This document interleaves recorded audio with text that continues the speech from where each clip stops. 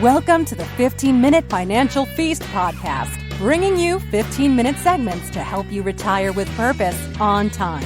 We're serving up food for thought and bread for the head. Are you hungry to learn? Here are your hosts, Mark Triplett and Troy Westendorf. During this episode of the 15-Minute Financial Feast podcast, we're listening in on Troy Westendorf and Mark Triplett's Lunch and Learn series, where they covered a wide variety of retirement and tax planning strategies to help you retire with purpose on time. Hey everyone, how you doing today? Welcome to our Lunch and Learn. My name is Mark Triplett. Troy Westendorf. And today we're going to share with you a little food for thought, some bread for the head. Today's topic specifically is long-term care. Long-term care is an event, not insurance. And today we're going to be specifically talking about what is long-term care, what is a long-term care event, what's the cost and who ultimately ends up paying for that, and then how do I protect my family against such an experience. So, Troy, let's just start off with, we hear a lot about long-term care, and actually we get a lot of questions about long-term care. Is it insurance? But what is actual long-term care? Yeah, so when you look at long-term care, and like you said it best, we always say it's not insurance, it's an event, and it's a high probability of happening. So we know that. And you had a list online here not long ago, the longtermcare.gov, and that will give you what the long-term care definition is, a range of services and supports that you need to meet for your personal care needs. And they'll go through the activity daily livings, and you always hear about that. It's, the bathing, the dressing, the using the toilet, the transferring from a bed or from a chair, the incontinence, the eating. All these things define long-term care. And when someone thinks of long-term care, they think, well, I don't want to be in a long-term care facility. Or nursing home. Or nursing home, yes. Nursing home. I'm not going to a nursing home. And that's fine, but it's not necessarily a nursing home. So sometimes, let's say you fall and break a hip. You have to go to the surgery. They don't want to keep you in the hospital until you recover, until you fully recover, until you can go home. And that's where another piece of long-term care can come into effect. You go to a facility, maybe a rehabilitation type of thing, until you're well enough to go home. So it's not necessarily I'm going to be permanently stuck in a nursing home. Now, that can happen, but a lot of, when you think of long-term care, a lot of things outside of the nursing home can happen that this can be used for. And that's a lot of times people don't think of because they automatically assume, I am not going to a nursing home. Yeah, and they're as far as long-term care, it's really defined as needing assistance with 2 of the 6 activities of daily living. Yes. And so there are 6 activities of daily living. If you need assistance from somebody else other than yourself to perform at least 2 of those, that is considered a long-term care event. And that can happen to folks needing assistance with transferring themselves from the bed to the chair, or just eating, bathing, dressing. And so it's a whole host of different things. And those events are often brought on by chronic illness, and chronic illness can be from onset adult diabetes, arthritis, dementia, Parkinson's, lung disease, Alzheimer's, cardiovascular disease, many different diseases as we age that could contribute to a situation where we're incapacitated and unable to perform 2 of those 6 activities of daily living and needing the care of somebody else or the assistance of somebody else. And it could be 2 weeks, 2 months, 2 years, 2 decades. Right. It really, and it doesn't mean going into a nursing home. There could be assisted living facilities or in-home care. In-home care, absolutely. And the reality is that there's about a 70% chance that a 65-year-old person today is going to have a long-term care event. Yes. And that's not our statistics. That's from longtermcare.gov. If you visit their website, you can get a little bit more educated on what is long-term care and what does it cost. We're going to cover some of that today, but it's a great resource. It's longtermcare.gov. And they estimate that 7 out of 10. Yeah, 7 out of 10. 7 out of 10 65-year-olds will have some sort of long-term care event. That doesn't mean going to a nursing home. In fact, 80% of the care delivered is either assisted living or in-home care.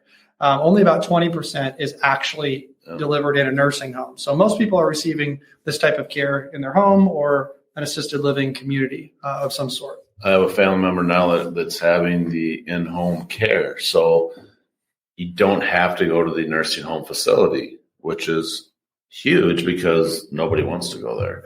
But someone comes in a couple days a week and does some in-home health care. So that is long-term care. That's what this is for. Sure. So second, Mark, on this topic, how do we pay for it? So what is the cost? When someone thinks of long-term care, what is an average cost of a long-term care facility or getting that help from a long-term care? Sure. So the cost of care can vary widely from state to state. There's a national average, and then state by state, there are individual averages, and then you can get down to the city level. And a really great tool that I like to use is actually put together by an insurance company called Genworth. Okay. Maybe you've heard of them before, but Genworth has a really great website specifically giving details on this particular topic. Here, let me pull this up and share it with you guys. And on their particular website, you can go down to the state level and see what the hourly, daily, or monthly or annual cost of care is. And the median cost in Iowa for in-home care, so stuff that we would consider somebody coming to your home and assisting, right? The median cost is about $49,000, just under $50,000 a year. Pardon me, scratch that's inaccurate. $57,000 to $60,000, depending on the type of care in home. Assisted living facility, on the other hand, is about $50,000 a year.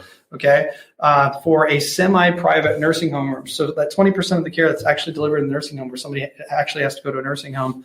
A semi-private room, meaning you're sharing a room with somebody else who is not one of your relatives. Right. This is a stranger, right. At least in the beginning. Maybe you get to know each other at some point. Right. A semi-private room is going to cost you upwards of $80,000. A private room is going to cost you about $86,000. Now, if you just break down to a particular region, we went to the Des Moines area, you can see the cost there change quite a bit. So, it really does matter where you live and where you're receiving that care. And I think a lot of folks are surprised to find out that Medicare doesn't cover this. Right. So that's usually one of the things that we get. Well, do I really need it because doesn't Medicare cover it? Yeah, and Medicare will not cover unskilled care. So if you have a child or a relative coming in to help you, they're not going to cover any of that. They will cover some limited skilled care, but it's only for a short period of time, about 100 days in a skilled care facility, a rehabilitation facility. If you actually need in-home care services, or you go to an assisted living facility, or heaven forbid, you have to go to a nursing home, you're going to be the one paying for it. That is until you run out of all of your assets. It's called spend down. You're required to spend down your assets first. Then Medicaid would take over at that point. Government program would step in. But you have to spend all of your resources down first. All of your retirement accounts, just think about all of your assets that you have. I think you can have like right around $2,000, $3,000 in cash. Don't quote me on that. You can visit the website. I was a nice website on that, but you're very limited on what resources you can keep. Now, your spouse, if you're married, can have some assets retained. I think it's about $100,000 plus the home plus a car. But basically, if you're not thinking that you're going to be paying for this, that the government's going to be paying for it, that's true only after you've spent down all of your assets first. Then Medicaid will step in. So what often happens is that folks end up relying on family members, relatives. And oftentimes those caregivers happen to be women in the family. So I think one of the statistics I thought that was pretty interesting, I found this from one of the insurance companies that offers long-term care insurance. This was a statistic from them that 1 in 3 recent retirees regularly spend time caring for aging loved ones. And the majority of those were actually women who were taking care of an aging relative.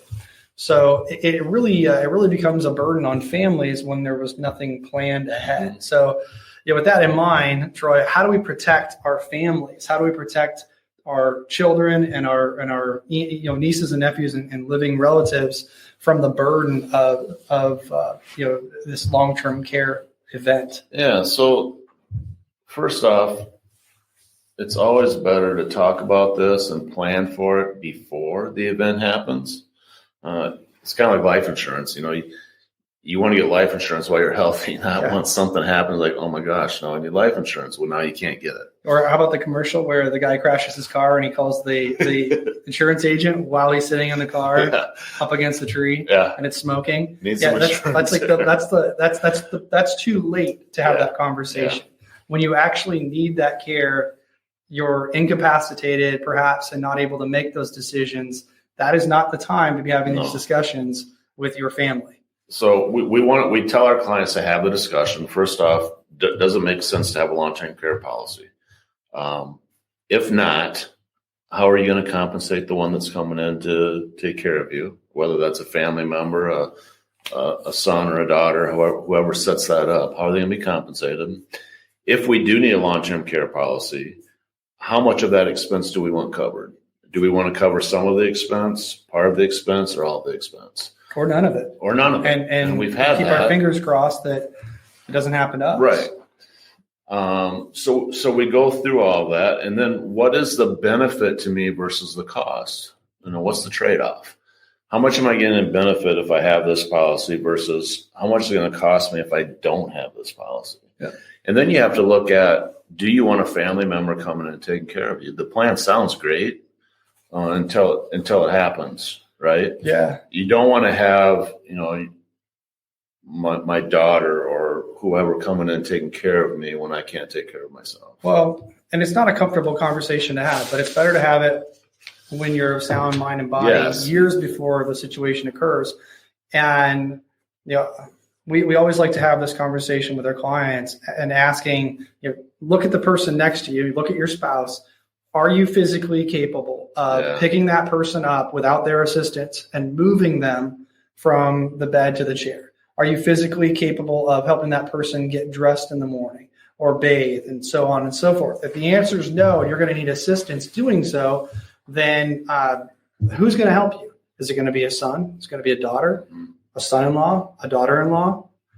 If it's your son's family and it's your daughter-in-law, does your daughter-in-law know you're coming to live with them in that case? And how does she feel about that? Have these discussions now, not at that time, because unfortunately we see this play out too often. And it's actually a lot of clients that we work with who are dealing with this with their parents now, and they're seeing the impact of this adult person who they looked up to their entire life, who's now unfortunately not able to care for themselves and needs their assistance.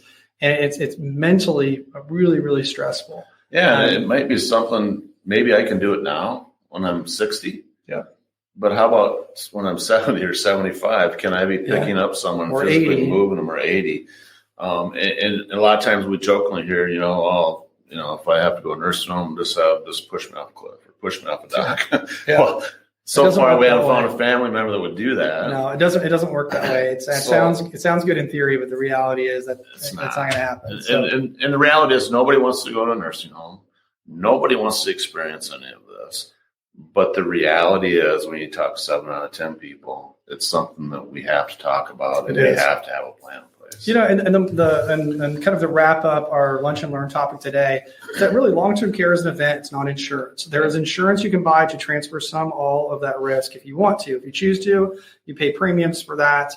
There are various different policies that you can purchase, from everything from something like you would buy auto insurance where you pay for something, but you hope you never have to use it, to now some of the companies have gotten really creative and tied together life insurance policies that allow you to access the death benefit in the event you need care. That way you're not paying for lost leader. If you don't need it, it's going to go to your beneficiaries tax-free.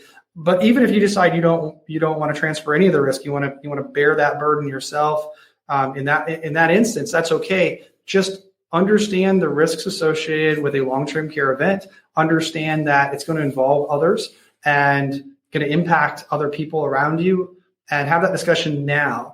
Have that discussion while you're capable to have it, versus waiting until you're at a point where you need it and you're in a situation where you have limited choices. Yeah. And it's not a comfortable conversation to have, but if it's something you want to bring up with us and have that discussion, then if you're a client of ours, we're going to talk to you about it anyway. You already know that. Yeah. But if you're not a client of ours and this is something you have questions about, it's okay to talk to us.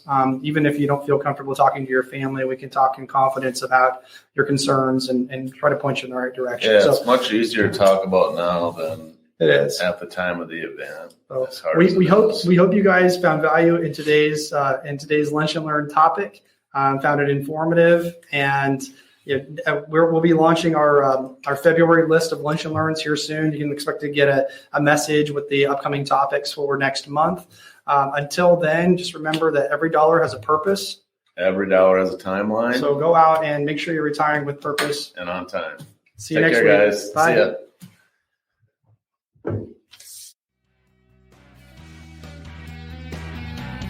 You've been listening to the 15-Minute Financial Feast podcast. Remember, every dollar has a purpose and every dollar has a timeline. If you have questions about today's topic, schedule a call with a team member. Visit www.mypt5.com. Until next time, be sure you're taking steps to retire with purpose on time.